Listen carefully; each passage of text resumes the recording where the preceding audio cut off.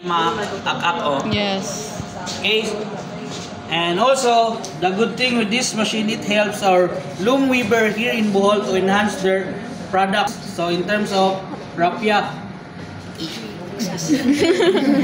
So, as you can see, instead nga plain lang ang ato ang rapia diri sa Bohol, our ID students create their own design and enhance our rapia in here in Bohol. So makita ninyo nga natin mga sample sa diri. So, pwede siya sa wall decor or mga additional design sa inyong mirror. Sa babaw sa mirror. So, pwede siya. So, instead nga plain lang ang rapia, i-enhance sa ito ang mga, with the help of our ID students in Baisu, i-enhance nila para mas ma-attractive sa ito ang mga customer o mga clients, then mas dali siya kalinon. So, masad ni ang dakong tabang sa ito ang brother embroidery machine diri sa lab. Vlog po daw. Okay, so makita ninyo sa aring side mo niya ito mga sample output sa ito ang brother embroidery machine. So, pwede sa siya i-design sa ito ang barong. So, ganahan mo mag-design sa inyong barong or mga t-shirt, pwede sa siya. And the rate of this machine, if student mo sa Baisu, 12 pesos per 1,000 stitches. Like ganahan mo sa handkerchief, like gamay ra inyong design, pwede ra kaning gamay nga frame atong gamiton. Kalimaw siyang iipit sa inyong sanina, then diri na siya mo. Stitch. Na siya specific nga area o kung sa kadakon po. So ganahan mo bigger design natin dako nga frame. So nara tayo option sa atuang frame. Okay, so other question, vinyl cutter machine. So from the word vinyl cutter, so ang purpose yan is to cut vinyl stickers. Pwede sa siya o vinyl nga pang DTF or dark transfer. So as you can see, our examples of this the output of this product is this one. And also, kana makita ninyo sa ato ang door of mga window. So kana nga mga signage or mga lettering mo na ang sample sa ito ang output sa ito ang vinyl cutter machine. So, kanang mga design sa mga tumbler, so pwede sa na siya diri na ito ipakat. Pero, bawal siya og mga colored nga kanang ganahan kag mix color bitaw, so dili ni siya ka kanang provide. Og unsay imo ang gi-feed nga klase nga material, like color yellow imong gi-feed, ang iyang output is yellow rasad. Then, i-cut lang niya og any kind of design. So, feed mo kag black or gold, or sa diyang output. So, one color, agin siya intended nga pang stickers, nga katungnay mga design na bitaw nga colored. So, kung sa inyong i-feed nga material, para sa iyang output.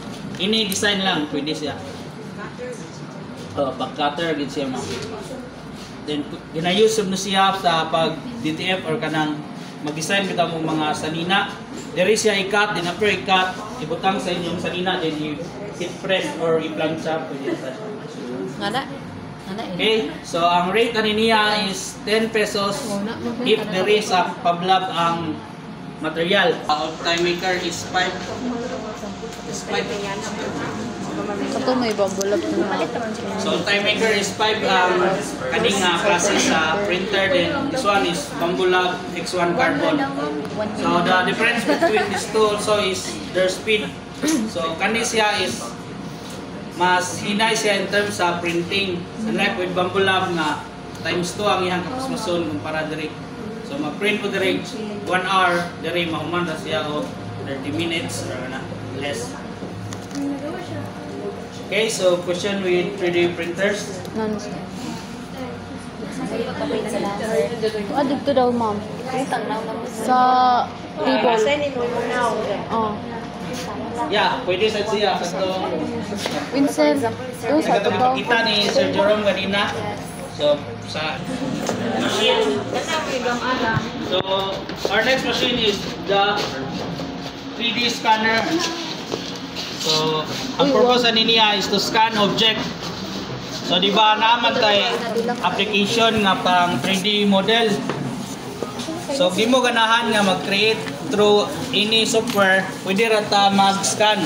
So kung na mo certain object, then ganahan mo i-replicate or i-duplicate or padaganon, inyo lang ni silang ibutang dira. And automatic kani nga na machine ang muskan niya din mo create na ni siya og raw file. So pwede na nato siya ipa-feed sa tuang 3D printers. So dili na mo mag-create og software nga mag-design ani, di ba kani og ato ning i-design manually lisod gid ni siya. Pero gato ra ni siyang scan, automatic dali ra na siya ma-detect sa tuang machine. Then pwede na mo maka-replicate or maka-duplicate ani nga product. So na may ganahang design like kaning si Stitch, ganahan kita yung mga napalit din ninyo pero wa na stock siya. Like jamon di na mapalit sa market then ganahan mo nga i-replicate or i-duplicate siya. So ato rin siyang ipascan. Ano man And after mag-print na to. So mas produce na nato siya. Pwede siya ko at pwede siya large or Yes sir. Yes sir. Maka-adjust after ma-scan siya, ma-adjust na to yung sizes before na to ipa-print sa 3D printers. Pero in terms of kanang imong edit pa ihang file dili na siya. Bali fix na siya unsay ihang ma-scan, unsay ihang result mao na bito. Pero pwede ra nimo ma-adjust ihang size kadakon like pagamyan or kadakan. Pwede kang bato ko dito. So, ang ginapahali sa maskan, sir, dili ka sa dako pwede. Pwede ra ma'am. Kay if dili siya masulod ani naman tay stand nga pwede siya. Bali mo as long as kalibel lang siya sa tuwang kamera. Pero na may mga ganang latest karon nga scanner like gunitan lang nimo siya din.